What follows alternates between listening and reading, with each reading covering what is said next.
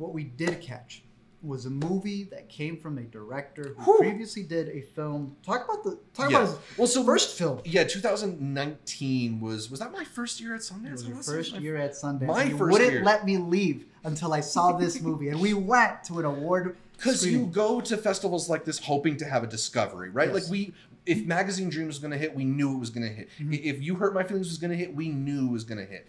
Midnight Family. Something comes out of nowhere. Yeah, from first-time director, blew me away. It's this documentary that profiles a family in Mexico that owns and operates an ambulance. Independent ambulance. Exactly, and you get all this really interesting immersiveness into the world of the weird bits of Mexican healthcare where there's privatized elements, but it's also just this amazingly shot documentary that if you didn't tell me, I could have believed it was a narrative because all the shots look so perfectly framed and lit and put together that the pacing is incredible. He shoots it? He shoots, edits, directs all himself, Luke Lorenzen.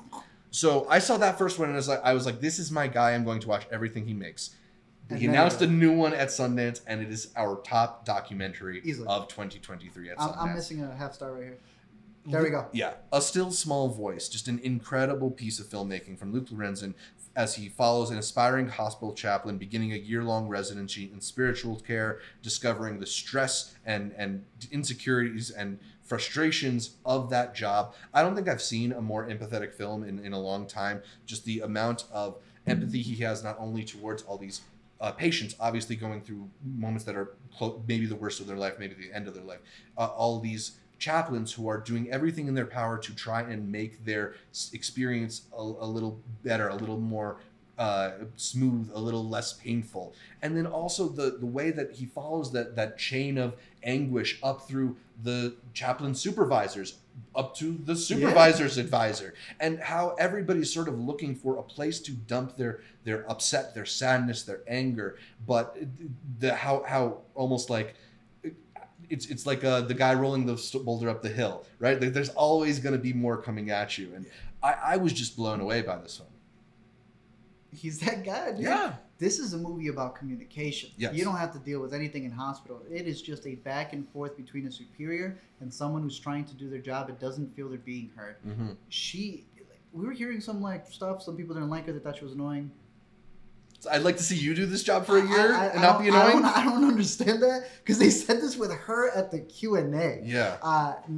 She was a fascinating individual, someone willing to take the time, someone who, if you were in these scenarios like these families, you would want someone like her. Mm-hmm. Someone who takes the time to understand what your daughter's name is, how it's pronounced, the fact that she can switch from having the Christian values and words that people need to hear during a moment of turmoil, having her own background, which that whole speech she gives, that she's about why she does what she does, that she's a Jewish atheist who is performing a baptism at some point in this film.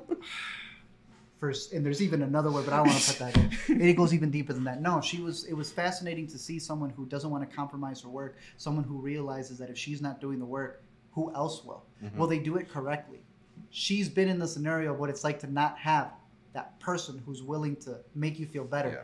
And how could she not be that for others? And what's so amazing is Luke Lorenzen is able to capture all of this while being a fly on the wall. You never really feel the presence of the camera, yet the camera's always in the perfect place. Yeah. The shots are so gorgeous and perfectly framed. Like it's amazing how intimate he's able to get and how up close without feeling like he's ever intruding. Yeah. It's stunning. It's really stunning work. And that baptism scene was the one tear I had from. I mean, there might be one other movie I didn't see, but that one for sure. Yeah. It got the Doc Award for making me cry. And also got the directing award from U.S. Documentary. Rightfully so. Absolutely. Yes. I don't know. I mean, I feel like we really respond to his style, and I don't know if like he's got that wider approval quite yet. So this might not be like an Oscar contender. Absolutely should. Is Midnight Family not getting adapted into a series? Is it? I thought so. That's what I heard. Really? You want to Google that? I remember hearing that they were going to try to adapt it into something bigger. If they're working on something like that, then it's only a matter of time before all those doctor shows that people like. Is it? Yeah, Apple. What? You could adapt this. All right, get that back, People Luke. may not get the doc, right? Yeah. But if you can put it into a narrative, you're set. Yeah, and he's Remember when you used to have to read the book? Yeah, well, I got the back. Yeah. I mean, It's fantastic. There's so much to chew on in these films, and like, yeah, this is another one where if they did want to adapt it into a series, there's so much there, but you don't need it. Like he's got like an amazing film, and I think it's only a matter of time if he keeps making films like this that he'll really get onto the larger radar. For sure, I think it's very, very special. He's my favorite verite filmmaker working right now. Easily.